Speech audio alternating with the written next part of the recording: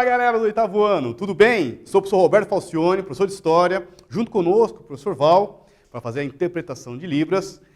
Em nome da Secretaria de Educação do Estado do Paraná, sejam todos bem-vindos para mais uma aula de História. Nosso tema, Reforma Protestante, grandes transformações século XVI, já continuando ali século XV, século XVI, e a ideia de uma única religião cristã no mundo, na Europa, porque já aconteceu o cisma do Oriente em 1052. Está para acabar esse monopólio cultural religioso da igreja, da cristandade católica, e agora vai acontecer uma grande transformação religiosa que vocês vão estudar. Embarque nessa, vamos junto comigo, bom estudo para todos nós, galerinha do oitavo ano. Vou apresentar para vocês os objetivos de nossa aula. Analisar os motivos do movimento reformista cristão do século XVI. Reconhecer as principais características da reforma protestante. Apontar as 95 teses como um marco simbólico de início da reforma de Lutero na Alemanha. Na aula de hoje, então, tema reforma protestante, motivos da reforma, os primeiros reformadores, vamos focar em Martinho Lutero e também na religião luteranismo, né? Que inclusive tem a igreja luterana do Brasil, que vem com muitos imigrantes alemães para a região do Brasil, né? Principalmente no contexto do século XIX, quando vieram muitos alemães na imigração. Bom, então assim, professor, eu quero já aprender logo de cara. A reforma protestante é a origem da religião evangélica, que existem atuais e tudo mais? Olha, na linha, resumidamente, da maneira mais rápida possível, nas linhas que nós consideramos como não católico, mas são todos cristãos, viu? Todas essas religiões são cristãs. Nós temos as linhas pentecostais, inclusive as linhas hoje chamadas neopentecostais, que são outras religiões que existem no Brasil e no mundo.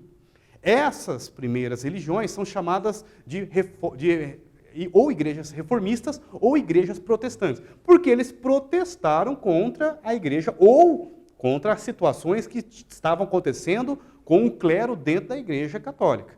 Esses vão conseguir romper com a igreja e vão criar as primeiras religiões protestantes ou reformistas, que é João Calvino, na Suíça, o rei, isso mesmo, Henrique VIII, na Inglaterra, e na aula de hoje, vocês vão estudar comigo, o monge, ele era monge, PhD, cara muito inteligente, chamado Martinho Lutero. Ele vai romper com a própria igreja da onde ele se formou, em teologia, não é mesmo? E vai criar a igreja luterana, ok? Sempre começamos nossa aula fazendo uma problemática. Agora vocês são nossos historiadores ativos, me ajudem nessa aí, me ajudem a analisar. Vamos lá? Vamos analisar essa imagem juntos. O que vocês conseguem observar nos detalhes? Professor, eu vejo uma cruz no meio. Tudo bem? Então, já começa por aí. Ó, tem uma espécie de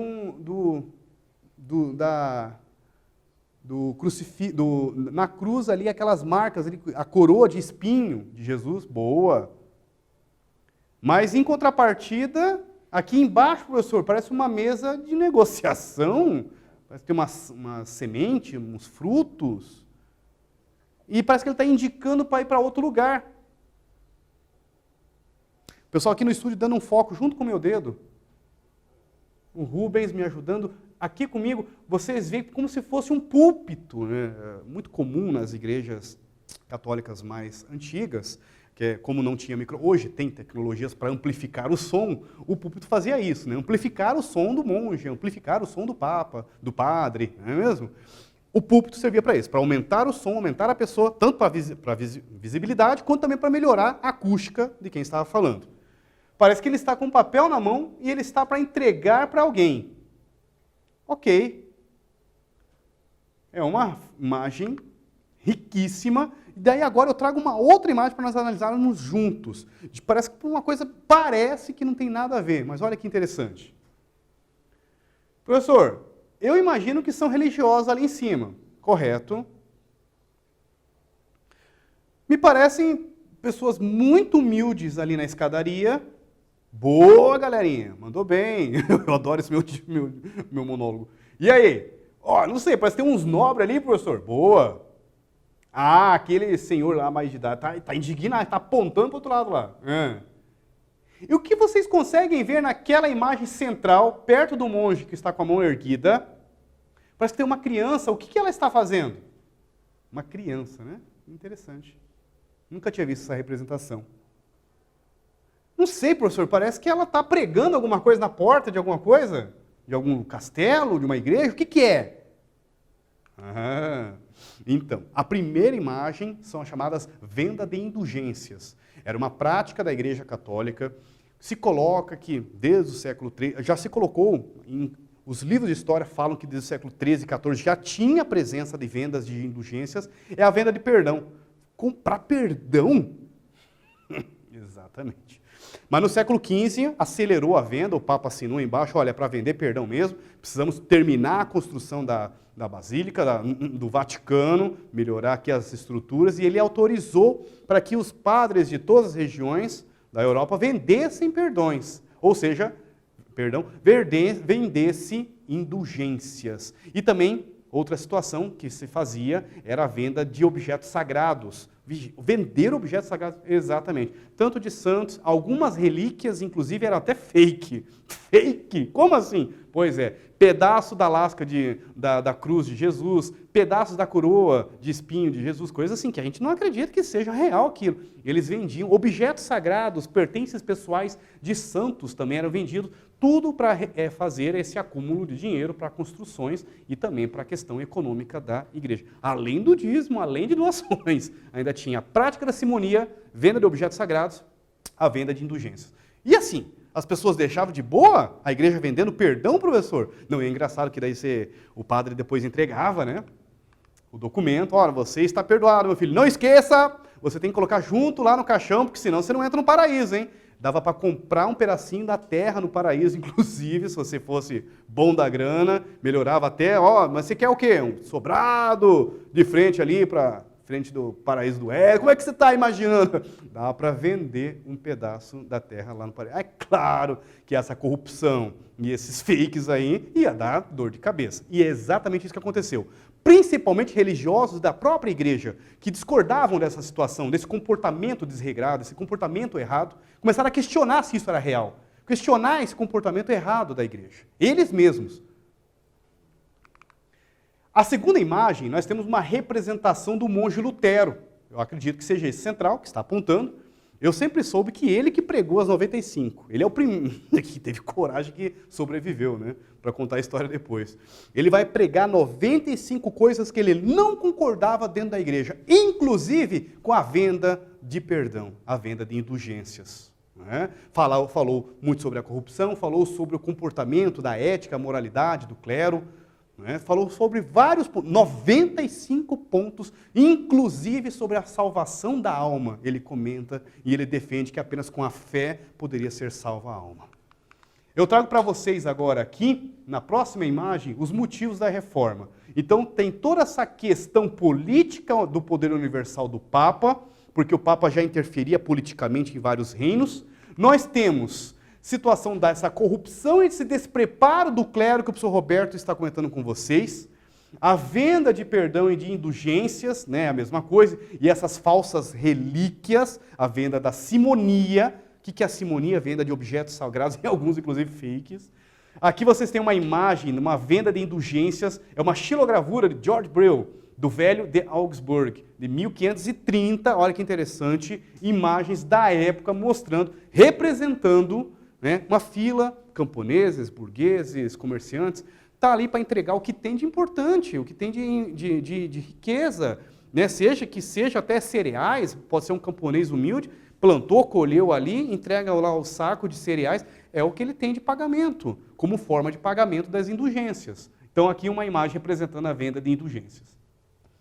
Nós temos dois nomes que nós colocamos como os primeiros reformadores. Não é o Martinho Lutero. Esse conseguiu pregar as 95 teses e contar a história depois. Já vamos saber nessa aula ainda por que ele sobreviveu à fogueira do Tribunal da Santa Inquisição. Esses dois nomes que eu vou apresentar para vocês são chamados os primeiros reformadores e não tiveram muita sorte. Um deles, inclusive, acaba terminando na fogueira, queimado vivo pelo Tribunal da Santa Inquisição da Igreja. Olhem só o nome deles. John Wycliffe e John Hus. Wycliffe, ambos muito inteligentes, formados, teólogos, professores de universidade, né? Com conhecimento, que começam a questionar o próprio comportamento do próprio clero, porque eles são clero também, eles também são religiosos.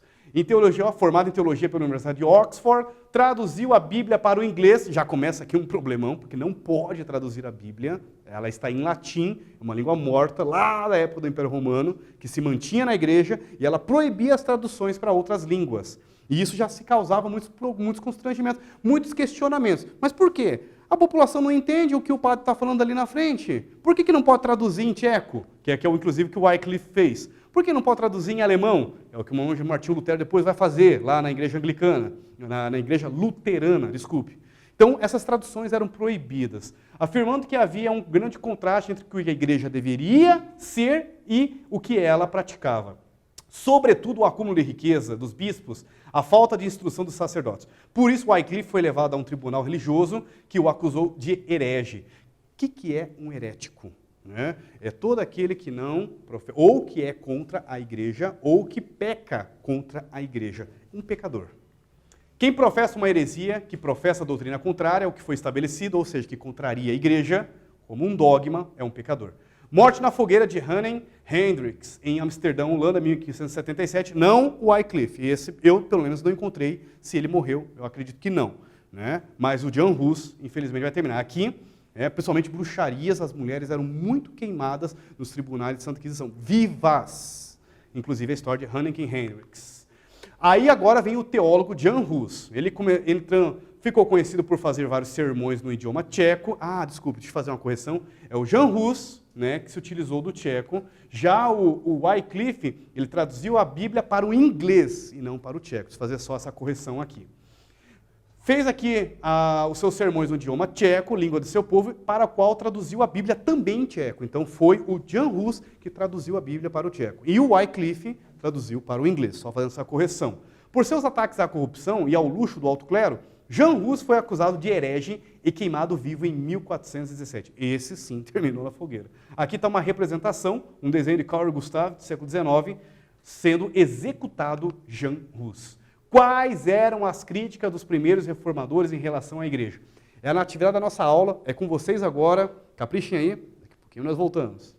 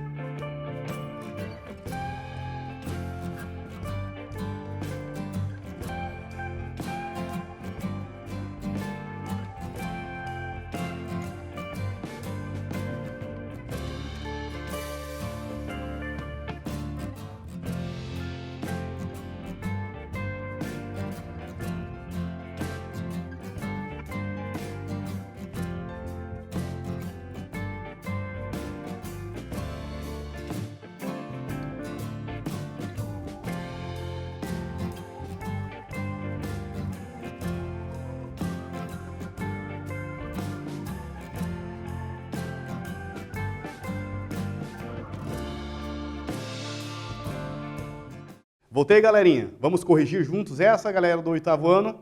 Marca lá. Os dois primeiros reformadores, John Wycliffe e John Hus, criticavam a corrupção, o luxo do alto clero, a riqueza da igreja, a falta da tradução da Bíblia na sua língua local, comentei do Wycliffe na língua inglesa, e que o John Hus traduziu a Bíblia para o tcheco. Mas, inclusive, ambos os casos são livros proibidos, a igreja não autoriza a tradução da Bíblia em latim, considera como pecado, e um dos motivos de ambos serem condenados pela heresia. E, inclusive, John Hus termina, como vocês viram nos slides anteriores, termina na fogueira. Wycliffe, por exemplo, afirmou que havia um grande contraste entre o que a igreja deveria ser e o que ela fazia. E criticava, sobretudo, o acúmulo de riqueza por parte dos bispos e papas e a falta de instrução dos sacerdotes. Eu vou até explicar por que essa tamanha corrupção, né? Nós estamos falando de uma sociedade extremamente estamental, ainda, né, nobres, clero e pessoas comuns, o povo, vamos colocar camponeses, trabalhadores, tanto da cidade como do campo. Para os nobres, aquele que é o filho direto do herdeiro ali da família, que é o primogênito, esse é o único que tem direito a herdar do pai, seja um feudo, seja um senhorio, seja um tipo de propriedade, esse está tudo bem. O outro filho que tem lá suas artimanhas militares para ser um bom guerreiro, também vai ser um bom guerreiro. E aquele que não é nem primogênito e nem bom para a guerra? Entra no clero, entra no outro estamento. Era uma forma de garantir o status, era uma forma de garantir a sua vida, né? Uma vida boa. No entanto, às vezes a pessoa não tinha, né, dom, não tinha tendência a ser um bom religioso, aí faltava o que esses dois reformadores estavam criticando, essa falta de postura ética do clero. Agora vamos para o nosso primeiro reformador, Martinho Lutero. Esse termina, rompe, prega 95 teses na porta da igreja de Wittenberg, como vocês viram no início da nossa aula, e depois conta a história. Mas porque os nobres da Alemanha, no que seria hoje a Alemanha, não existe um país chamado Alemanha ainda, são mais de 36 reinos independentes, micro-reinos, principados, né? Cada um com seu poder local. Até um momento houve, né, uma união com o Sacro Império Romano Germânico, mas em geral são vários reinos independentes. Ambos falam o germânico, né, o alemão. Só isso em pontos comuns, em diferenças milhares. Martinho Lutero vai romper com a Igreja Católica por não concordar com a venda de perdão, com a venda das indulgências, e também porque ele acreditava que somente a fé salvaria a alma do homem. O que a igreja defendia era o contrário, que além da fé, as boas ações, ou seja, o pagamento de indulgências. Aí, exatamente nesse ponto, Martinho Lutero está criticando muito forte, dizendo que somente com a fé o homem poderia se salvar. Ele cria então a doutrina, ele ousou discordar da doutrina católica, defendendo a salvação apenas pela fé. Aqui uma imagem que vocês têm, uma pintura de Cranach, de 1529. Lutero pregou as 95 teses na igreja em 1517. Lutero foi expulso, claro que vai ser expulso, foi condenado, foi excomungado, só não foi morto na fogueira, porque nobres, inclusive chamado Frederico da Saxônia, botou ele lá no castelo, falou: você não saia daqui, vá traduzir a Bíblia para o alemão, para nós aí, todo mundo agora aqui, e só porque, inclusive os nobres que tinham interesse pelas propriedades da igreja, adoraram as ideias de Martinho Lutero. Ah, é? Dá para nós rompermos com a igreja? E os nobres se aproveitaram do momento. Isso é muito interessante nós percebermos também, tem uma questão política, Martinho Lutero se preocupado com a questão religiosa, mas os poderes locais preocupados com economia e com política. Aproveitaram a onda do Martinho Lutero, é isso aí.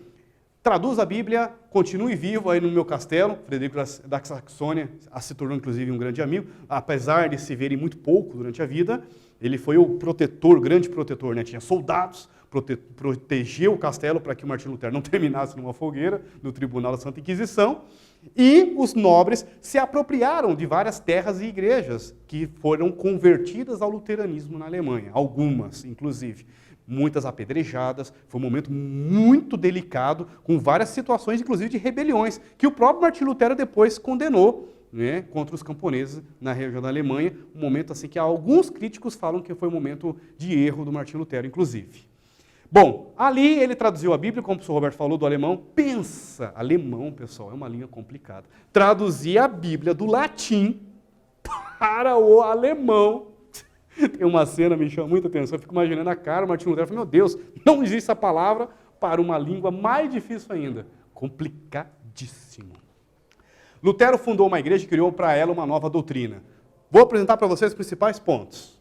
Justificação pela fé. Somente a fé em Deus salva o homem. Segundo, sacerdócio universal. Todo cristão é capaz de interpretar a Bíblia. Por que elas têm que estar somente em latim? Terceiro, a Bíblia, por meio da qual Deus se revela, é a única fonte da verdade. Segundo Lutero, apenas o batismo e a Eucaristia são os dois únicos sacramentos. Então ele só acredita em dois. 5. O culto ao santo das imagens não tem fundamento. Ele retira a imagem do culto às imagens, principalmente dos santos. 6. Qualquer membro da igreja pode se casar, inclusive Lutero, teve 5 filhos. E aí, fonte da Bíblia, olha que bacana essa imagem que eu trouxe para vocês, ela é de 1534, é uma fotografia da Bíblia, traduzida por Lutero em 1534, está no Museu de Lutherhess, é a casa de Lutero, da Universidade de Wittenberg, na Alemanha. Ok? Vamos fazer junto essa. Nome do nobre que apoiou as ideias de Lutero na Saxônia, protegeu ele para não terminar na fogueira das perseguições após as 95 teses. É o rei Henrique VIII? Não. É o Jan Hus, letra B? Não. É o John Wycliffe, a letra C? Não. É o letra D, Frederico da Saxônia. E aí, galerinha do 8º ano? Letra A, B, C ou D? Qual? Letra muito bem, letra D. Frederico da Saxônia. Como que o professor sabe? Eu tenho poder telecinético.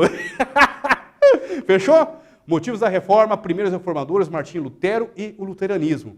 A história não termina aí. Vai para João Calvino na Suíça, vai para Henrique VIII na Inglaterra e é um efeito dominó. O mundo não será mais o mesmo.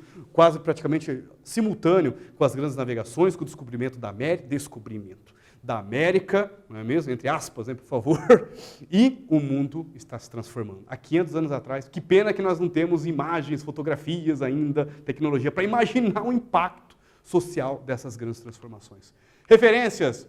Galera, eu não tenho agradecimento, não tenho palavras para agradecer a todos vocês que estiveram junto comigo como essa. Abração, bons estudos, foco, caprichem aí, galerinha do 8º ano, força, fé no coração. Até a próxima. Valeu!